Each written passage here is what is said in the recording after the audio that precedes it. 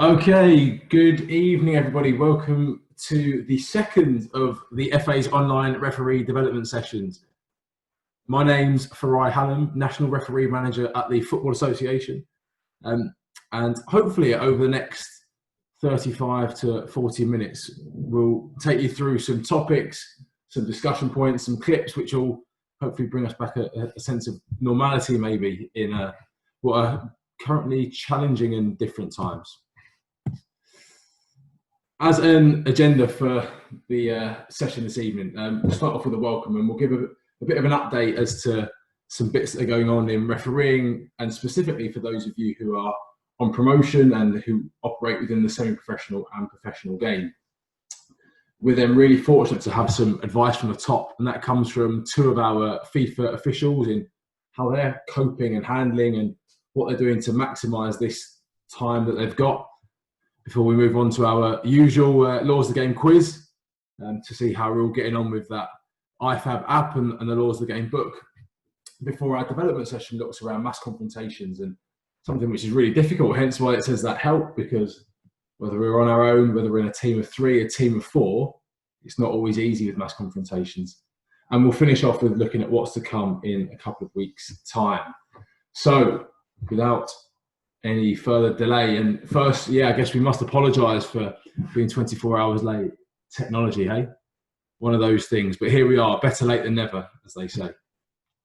So 3 aims for this evening. The first of which is to offer you some advice. And as I said, that comes from 2 of our elite match officials on how we can best spend this additional time self-improving our refereeing. Because when football restarts, as we all know, football can be a passionate game. It can be ruthless, it can be unforgiving. So we want every referee in the country to be in a position of being ready when football restarts, to be hitting the ground running, to be bang at it. So what can we do in this time to put ourselves in the best position?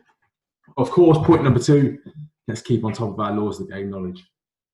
It's easy for the FA to defend errors of judgment, errors of positioning, but when it comes to errors of the Laws of the Game, it's difficult, because it's often black and white in a Laws of the Game book. And hey, we understand that sometimes what we do on a Saturday or a Sunday is different to what the Laws of the Game book says. But it's always important to make sure we know what's in the law book, whether we do that or not. And of course, that third bit is that development session around how do we best manage mass confrontations, because a time when we really have to referee a game of football. It's often said that you referee the game of football when the ball is out of play, when the game is dead. And that is one of those situations when all eyes will be on us as the referee. What are we going to do? How are we handling it? How is our body language? So we'll look at all of that as we crack on through this evening. Okay, first things first. So an FA refereeing update. So this was shared with referees who operate in the semi-professional game and with all the county FAs last week, but we'll reiterate it just in case anyone didn't receive it or if anyone missed out on that communication. So obviously with the National League system, so the National League system is the National League down to our Step 7 leagues, with a number of decisions being made on how their seasons are finishing, and it looking like the majority being ended and null and void. That's allowed us in refereeing to push on and make some decisions. So for level 2A and 2B referees, the National League is unconfirmed as to whether it's finishing and how it's finishing. So naturally the merit table and the marking season for those 2 levels is still to be confirmed. For level 3s and 4s, with all of the senior football being postponed and finished, the marking season will finish as of planned as of the 30th of April. And obviously with there being no football until that point, that's allowed the FA to bring the merit tables forward. So those tables are being compiled at the moment, and promotions and reclassifications will still be happening. At level 5 to 4, again, similarly, with no football being played before the marking season due to finish on the 30th of April, the FA and the FA Referees Committee can bring that classification of merit tables forward, and that's going to happen. So promotion will still happen, with the understanding that some referees may have missed out on an observation or some some of their game count because of us missing 5 weeks of football. So that will be taken into account, but obviously this will be reviewed on a case-by-case basis. And I guess a congratulations is in order to a number of people up and down the country, as 7 to 6, 6 to 5 promotions are happening. A number of county FAs have already confirmed who those promoted referees are. So well done if you've received the good news. If you haven't received good news as of yet, hopefully it's coming. If not, a setback is never the end. It's always something which makes us stronger. So go again next season. There's no better time to try and get through the system than at the moment. So if it hasn't happened this year, let's do our utmost to make sure it happens next year. And of course, promotions within the women's pathway, they will still be happening. So those will still be communicated. I know a number of our 4W to 3W promotion candidates have also been told. So again, congratulations if you are one of those. I guess most importantly in all of this is that line at the bottom where it says that as a department, as a referees department, as the referees committee, I think we're all understanding that we're in unprecedented times and that there are far more important things than football. There'll be a number of you, I'm sure, who are critical workers, working in the services, teachers, etc. What you're doing is far more important than anything in football, but what we can do is maybe give you some sense of normality, and that's where the next half an hour or so we'll really try and do that, in that the development that we can maybe offer you to when football restarts again keeps us engaged, keeps us focused, and keeps our hunger and love for football going, because it's something which I think we're all realising now that we're lucky to be involved in football. Whatever level we're operating at, we are very fortunate to be part of that refereeing family season upon season. Okay, if there are any other questions on the refereeing update, I'll come on to how you communicate that at the end, but it's best to go through the FA refereeing Twitter account at the moment, as there's a number of county FAs that aren't working and have closed down due to the current situation. Okay, our advice from the top. So we're very lucky to have some superb, some high-performing elite match officials in this country who perform on the Champions League, the Europa League, the Euros, the World Cup. We've also got a rich history of officials on those tournaments, but often they're an unseen group, and understandably so. But we're thankful, I guess, to Craig Pawson, FIFA referee, and Lee Betts, FIFA assistant referee, for giving up some time to share some advice with us. For many of us at the moment, things are not normal, and we're all having to adapt, we're all having to adjust, and we may be doing things that we wouldn't normally do. So that also applies to our refereeing, to some of our refereeing colleagues. So without further ado, some pre-recorded videos from two of our elite match officials.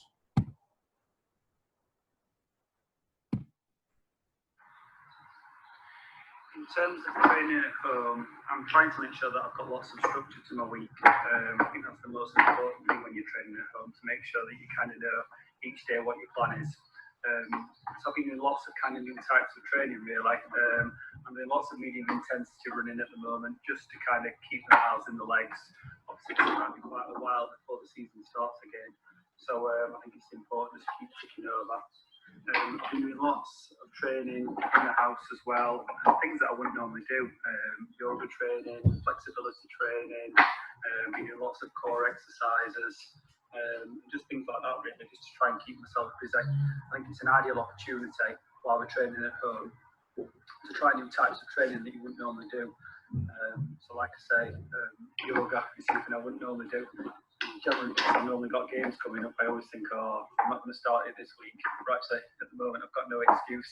I'm trying some yoga and lots of flexibility stuff at this moment in time. So yeah, and like I said, just trying to make sure I'm doing most of my training sessions as and when I get the opportunity.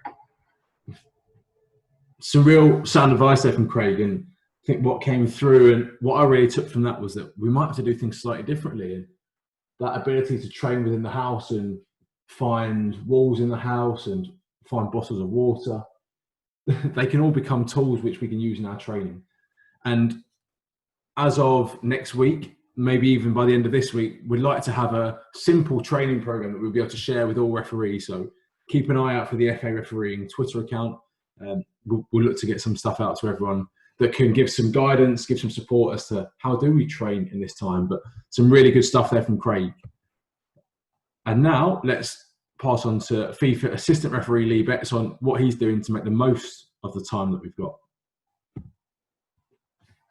So obviously we have a lot of additional free time at the moment, and personally for me, I like to try and structure the day as best I can, and like everybody else, the priority is at home with the family, but at the same time I'm finding, especially after physical training, I can dedicate an hour or so to refereeing related activities. And they're quite varied. Some things I've been doing, some online offside drills, which is quite commonplace throughout the season anyway. But I'm trying to maintain that in this period at the moment. Law refreshers, that type of thing, and some self-analysis. Looking at previous games and clips. Things that have gone well, things that could be done better. Really, with the overall aim is to keep us as sharp as possible, so that whenever the return does come, that we're able to take to the pitch as best prepared as we possibly can be. Again, some real sound advice there from Lee, and one of which he talked about was around our law knowledge, and something simple I think we can maybe all look to adopt, and maybe we should all do more throughout the season, is could we look at reading one laws of the game per week? Could we look at a section of each law of the game per day? I mean, something which takes 5 minutes, but if that then allows us come a Saturday, come a Sunday, come a Tuesday night, when that 1 in 1,000 incident happen, that we then know what we're doing. Rather than having that doubt or having to bluff our way out of it, we are 100% sure in what we're doing. So some real good advice. And I think what I took from Lee then was everyone, their most important priority is at home, whether that be as an individual, with family, with children, with parents. If you're caring for people, that is far more important. And some structure around that is brilliant. So having that focus, keeping that refereeing focus in our lives can be a real added value to structuring our day and keeping us sane as well as focused. So again, some really good stuff there from Lee. And as he talked about with our laws of the game, so same as 2 weeks ago, let's get our pens and papers at the ready. We'll again go through 6 multiple choice questions. We will hear the questions and see them first. We will then go through the answers at the end once we've done all 6. I had a few messages of 6 out of 6 last week, so I'm hoping that increases this week. Feel free to share your scores and share the questions, of course, with colleagues. So if you know of refereeing colleagues who may not be listening in, you can quiz them and test them on these 6 questions. So without any further waiting, let's get cracking with question number 1. Players being substituted must leave the field of play at the nearest point on the boundary line, other than for 3 reasons stated in the laws of the game. What are they? So players being substituted must leave the field of play at the nearest point on the boundary line, other than for 3 reasons stated in the laws of the game. What are those 3 reasons?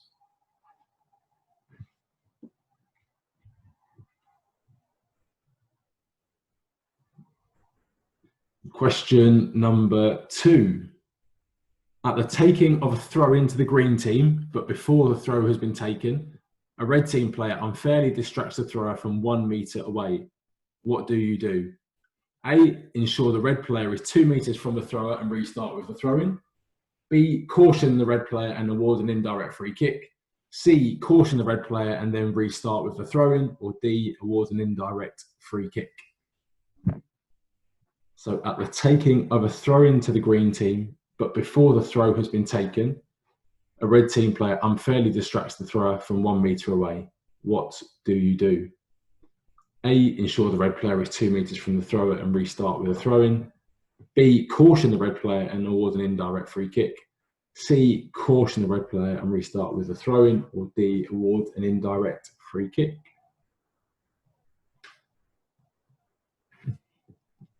Question number 3. At the taking of a penalty kick, the taker kicks the ball backwards to a teammate who then shoots and scores. Do you A, retake the penalty and caution the kicker? B, award an indirect free kick to the opposition? C, award a goal? Or D, award an indirect free kick to the opposition and caution the kicker? Page 124 in the laws of the game, that penalty kick summary table.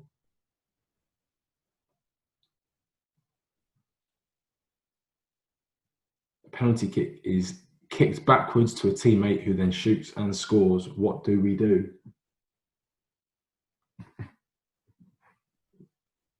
Question number 4. The home team goalkeeper saves the shot before starting off an attack with a throw. The throw goes straight into the away team's goal. What do you do? Do you A, award a goal? B, award a goal kick? C, award an indirect free kick to the away team from their goal area? Or D, award a direct free kick to the away team from their goal area? So the home team goalkeeper saves a shot before starting off an attack with a throw. The throw goes straight into the away team's goal.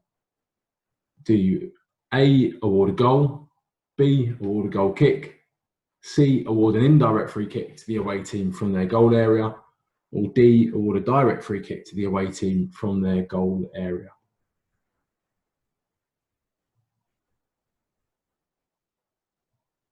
If it helps, this was a law change at the start of the 1920 season. That may make it more complicated. Question number 5. In the 67th minute of the match, with the right winger dribbling the ball down the wing, an opposing substitute throws a water bottle in a violent manner at the winger in an attempt to stop them progressing. What action do you take? Do you A, award an indirect free kick and send off the substitute for violent conduct? B, allow play to continue as no offence has occurred? C, award a direct free kick and send off the substitute for violent conduct? Or D, award a direct free kick and caution the substitute for unsporting behaviour?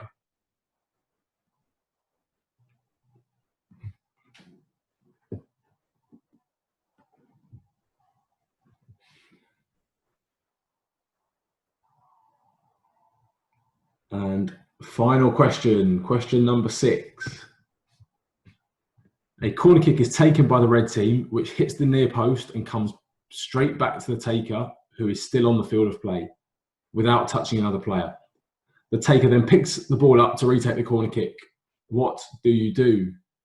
A, award an indirect free kick to the opposition. B, award a direct free kick to the opposition.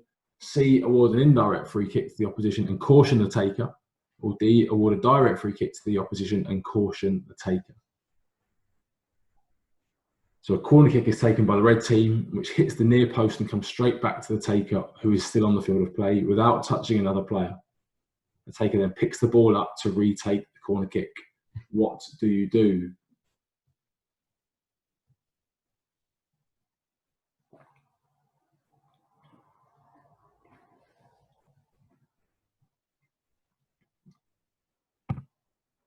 Okay, 6 questions done. Just another reminder, the same as 2 weeks ago, that if you haven't got that iFab app downloaded, to give it a go, whether it be on Apple, Androids, or any other phone or brand, I should say. But really useful, something which can be with us at all times. When we talked earlier around reading the laws of the game every day, this is such a simple way to do it. Whether you're on the sofa, whether you're traveling somewhere, no matter where you are, this is a really good and easy way to keep up to date with the laws of the game. So let's see how we got on. Let's mark our 6 questions. Of course, be honest. If you're with anyone else inside your house, inside your family, compare. I'm sure the winner can treat themselves to a cup of tea. Question number 1. Players being substituted must now leave the field of play at the nearest point on the boundary line, other than for 3 reasons stated in the laws of the game. They are: number 1, safety; number 2, security; number 3, injury. So number 1, safety, talks around the safety of the players. Is it safe? So at many grounds, I'm sure you'll see that there is no room between the back of the net and the potential hoardings, so the player cannot go around. Number two, security. So you're looking at potential fans, spectators. Is there anything that will cause danger to them or to the player? And of course, number three, injury. If a player is injured, we don't want them to be walking around to potentially make an injury worse. Remembering last week's 2 weeks ago session, our prime duty is player safety. Good. Question number two. At the taking of a throw into the green team, but before the throw has been taken, a red team player unfairly distracts the thrower from 1 meter away. What do you do? We, of course, caution the red player and then restart with the throw-in. The restart is a throw-in as the throw had not been taken, so the ball was not in play. So we restart with the restart of play that it was due to be, which of course was a throw-in. Question number three. At the taking of a penalty kick, the kicker takes the kick and plays the ball backwards to a teammate who then shoots and scores. What do we do? We award an indirect free kick to the opposition. So as I said during the questions, page 124 in the law book, that summary table gives us all the answers. We award an indirect free kick to the opposition. Question four, the home team goalkeeper saves the shot before starting off an attack with a throw. The throw goes straight into the away team's goal. What do we do? As I said, this is a law change, something that was clarified at the start of the 1920 season. We are, of course, awarding a goal kick.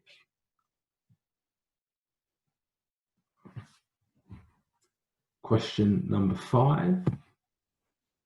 In the 67th minute of the match, with the right winger dribbling the ball down the wing, an opposing substitute throws a water bottle in a violent manner at the winger in an attempt to stop them progressing. What action do you take? Quite a wordy question. And we are awarding a direct free kick and sending off the substitute for violent conduct. So a physical offence on the field of play is punished with a direct free kick, and of course with the bottle being thrown in a violent manner, we have an act of violent conduct. So that is our misconduct and our restart. And finally, question number six. Hopefully we've got some 5 from 5s so far, looking to make it 6 from 6. A corner kick is taken by the red team, which hits the near post and comes straight back to the taker on the field of play without touching another player. The taker then picks the ball up to retake the corner kick. We are awarding a direct free kick to the opposition, as the more severe offence committed is handball. So were the player to touch it with their chest, with their thigh, with their feet, we would be awarding an indirect free kick. But as it is touched first with the hands, we are awarding a direct free kick for handball. No need to caution, as not every handball is a caution. Okay, hopefully we have some 6 from 6s. If not, we've got a bit of learning to do. As someone told me on a pub quiz the other day, the less you score, the more you learn. So if we didn't get 6 out of 6, hopefully we've learned something in the last few minutes. Moving on, so our development session. So for the next 15 minutes, mass confrontation. Without doubt, one of the hardest things for us to deal with as referees. A time when everyone looks at us. They don't happen very often, but when they do, all eyes come onto us. It is said that the game is refereed when the ball is out of play. And this is a time when we really have to referee. And if we've got a team, we've got to really utilise the team, but not easy. So we're going to look at how do we try and see everything. So many players, so many things to see, so many things to consider. How do we try and see everything? How do we manage them? How do we manage the situation? How do we manage the players? But also, how do we manage ourselves? And thirdly, a difficult one, but can we prevent them? Can we sense a mass confrontation coming? And if we can, what can we do to prevent them? So we're going to start off with an activity. So you will need the same pen or pencil that you've hopefully just used for your laws of the game.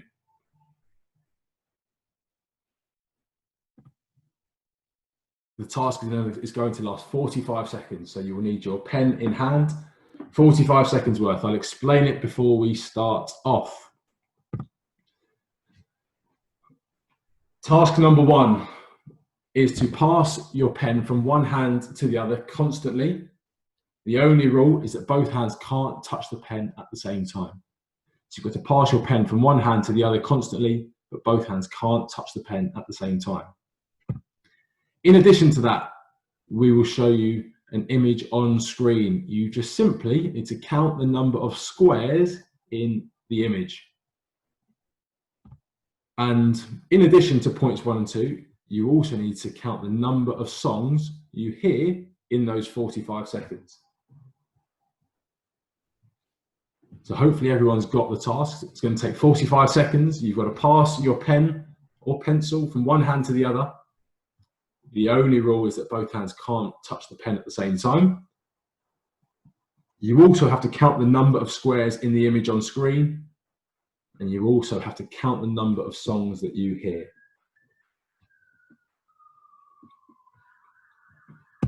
Are we ready to go? We'll go in 3, 2, 1. Let's get passing our pens.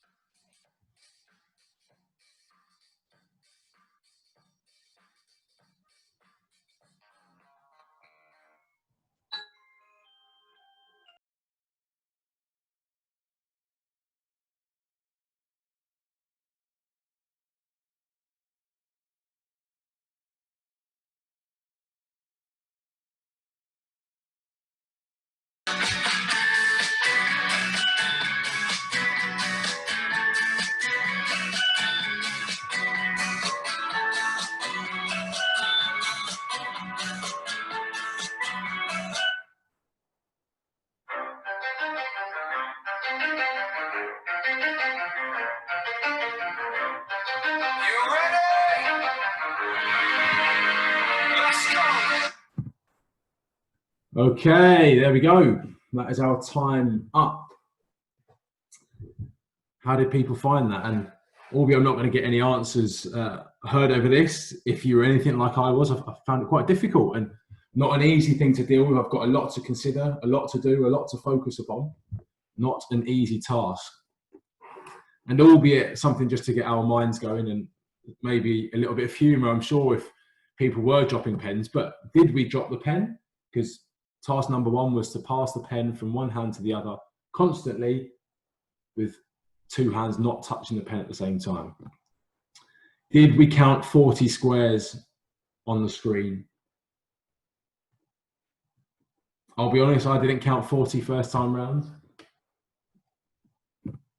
And did you hear 4 songs?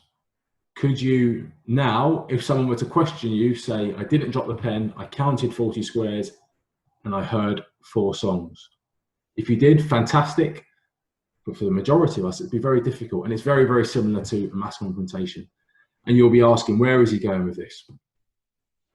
But we're going to look at a few clips, and then we're then going to talk around some of those priority things we need to look at in a mass confrontation and how we manage it. So keep that task in mind as to what we've just done. But for each of these clips, 3 staple questions. First of all, what has happened? Can you explain what's happened in the clip? Secondly, what would our process be in this situation? What do we think is the best way in handling and managing it? And thirdly, what is our outcome? What misconduct have we seen? Are we doing any misconduct? Are we giving cautions? Are we sending players off? What are we doing? So those 3 questions: what's happened? What's our process? What is our outcome? Okay, clip number 1.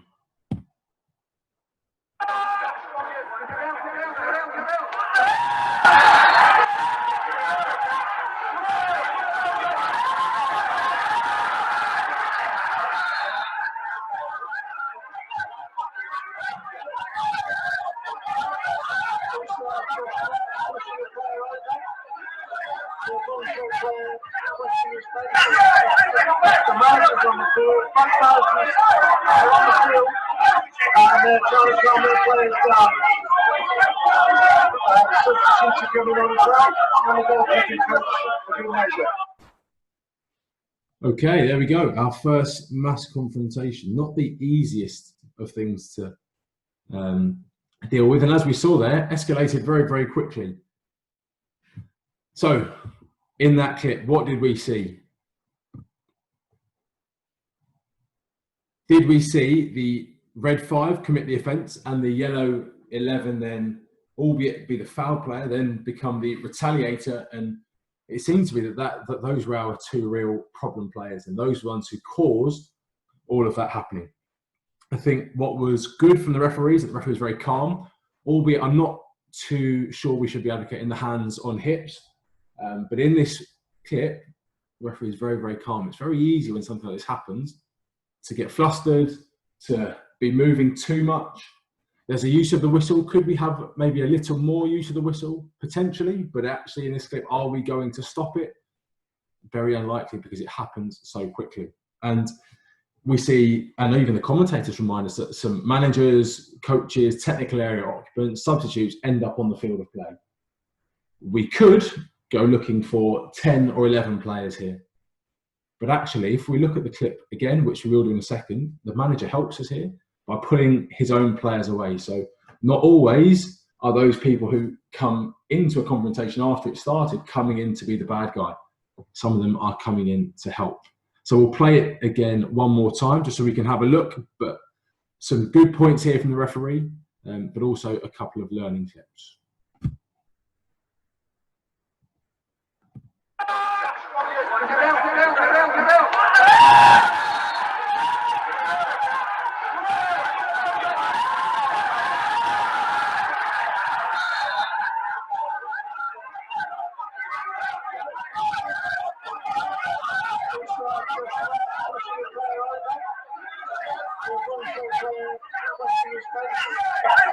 The managers on the field, backbouncers are on the field, and they're trying to calm their players down.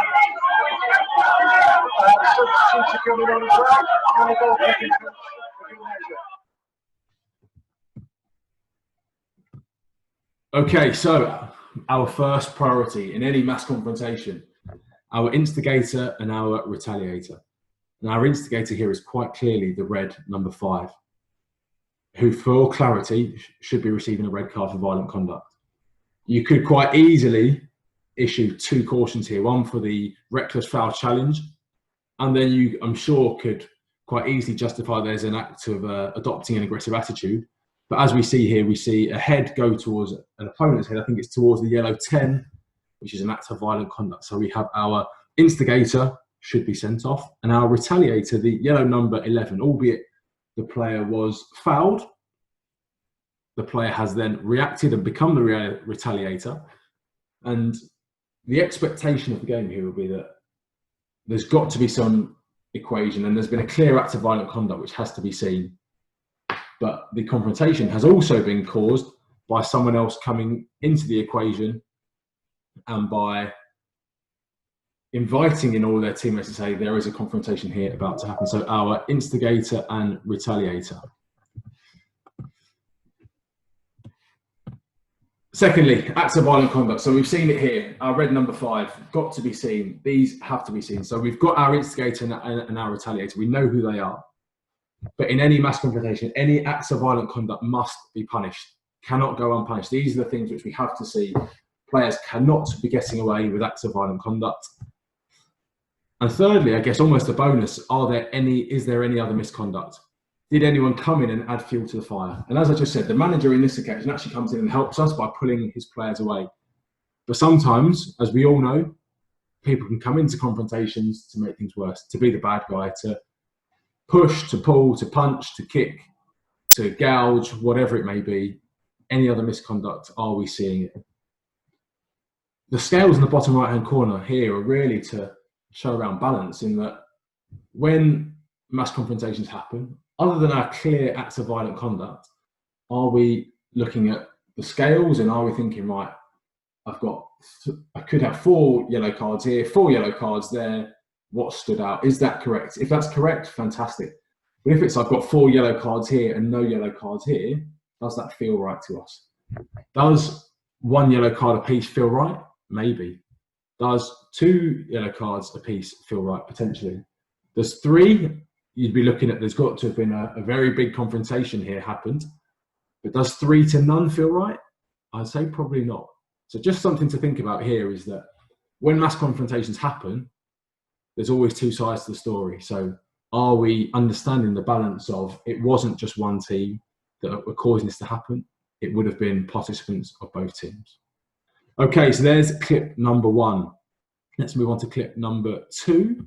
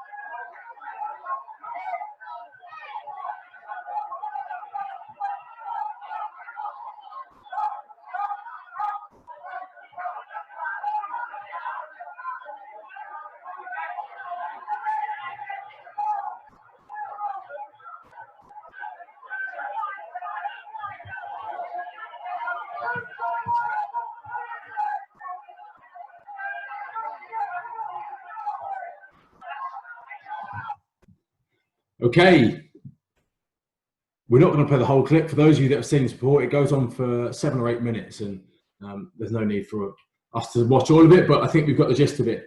Not an easy situation, and some good stuff here from the referee in that the referee tries to calm it and is actually not in a bad position, gets close to it, but actually in this occasion hasn't been able to calm the situation down. Could we use some calming body language potentially with our open palmed hands pushing down to the ground? I think everyone can imagine what I'm gesturing now, that calming motion. It just says to everyone, the players, the managers, the spectators, well, everyone, calm down. I'm here, I'm on top of it. Because the referee here is in a fantastic position. Our trigger here, and something to always think about, is 2 players on the floor is never, ever a good thing. It's always something to be cautious and to be wary of. 2 players on the floor often can lead to confrontation because one will want to get up quicker than the other one will try and hold the other one down. Someone may accidentally stand on someone else. Someone may deliberately stand on someone else. 2 players on the floor is always a warning sign. Good here from the referee that they take a view, and importantly, it's on the move because this confrontation moves. So it moves from point to point, and as the referee, you want to have a view. So the referee does well here to keep on the move, whilst not in a boxing referee manner. The referee is always on the move in a calm manner. So really, really good. And the assistant comes on, takes a view. The active assistant, the non-active assistant obviously takes a bigger picture view, which is fantastic because they then pick up the potential runners, the people that come from afar. They see the bigger picture, any pockets that create anywhere else. So actually, as a team of 3 here, some really good teamwork. Could we use our whistles slightly more? So actually, it's used at the start and it doesn't have any effect. So the referee rightly so lets it go. But as it then starts to calm down and it potentials to boil again for a second time, is that a time to go, guys, you've had your moment of aggression, of frustration. Now is the time to calm down again. So could we potentially use our whistle slightly more just to say, well, I'm now taking control? Some points to consider here, and really good. So as we said, the referee got close, but then once it became a mass confrontation, did not get involved, got themselves a view, because not only have we got a duty to protect the players, but also a duty to protect ourselves. So let's never put our own safety in jeopardy. Let's think about using our whistle here. We see some good use of the whistle, but potentially could we use it more? But also what we don't want is whistling constantly, because that just says to us, I've lost control. That says to everyone, I don't know what I'm doing, someone help me. So always think, when is the whistle losing its effect? When is the whistle adding its effect? And it's very difficult to make a mental note because you've got a lot to see here. You've got a lot of players. You've got to try and see numbers. You've got to see what has actually happened. So you've got to try and make a mental note of what you're going to do. Remember, because play is stopped, the ball is dead, so you've got as much time as you want. And it's always important, if you're in a team, to be accurate, brief, and concise. Who the player is that's committed the offence, what offence they've done, and where they are now on the field of play. We all would have seen it when a referee goes around saying, red 11, and they don't know where they are. So let's also add in that really good bit of information as to where the player is now on the field of play. So that ABC, accurate, brief, concise. Let's stick to facts. In this clip, we end up seeing 4 red cards and a number of yellow cards. With the video footage being a long way away, there are 2 clear acts of violent conduct here. There's also a number of adopting aggressive attitude players that you could have. The referee obviously chooses to take a fair few of them. Our third and final clip.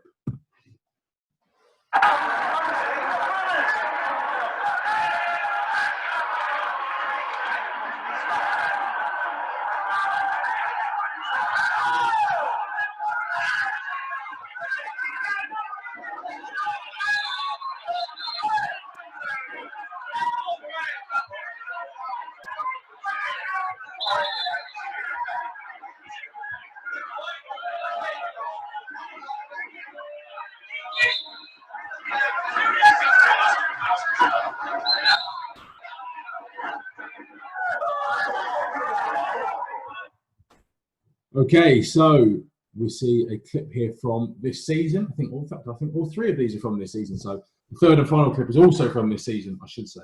And we see the referee have to give a big decision in that the referee clearly cuts the grass to say no penalty kick for handball, and rightly so, no handball offence is committed. But immediately, whenever we give a big decision, or a big non-decision in this case, we should be expecting the tempo of the game to rise. So we've just given a big decision. Should we then be looking to play advantage on the edge of our own penalty area? I'm sure we can all think back to our referees course and the red, amber and green. This is quite clearly in deep red. Is an advantage here too risky? What is the benefit to me as the referee versus what is the risk? Because what that then does to the tempo is it then raises the tempo massively. And when the tempo goes up, things are more likely to happen. So have we had an opportunity here to take control? Because could we sense this coming? Potentially. In general terms, when we see players are frustrated, do we ignore them? Do we try and stay out of their way? Or do we use what's in our remit to try and calm them down? Is it our own talk? Is it the captain of a team? We all know captains aren't always the best. So is it a sensible teammate? Do we try and slow the game down? Do we give lots of free kicks, take our time on free kicks, just to try and calm everyone down? Because when players get frustrated, it can often lead to a problem for us. When that tempo does rise, alongside all of the tools we just talked about, can we be everywhere?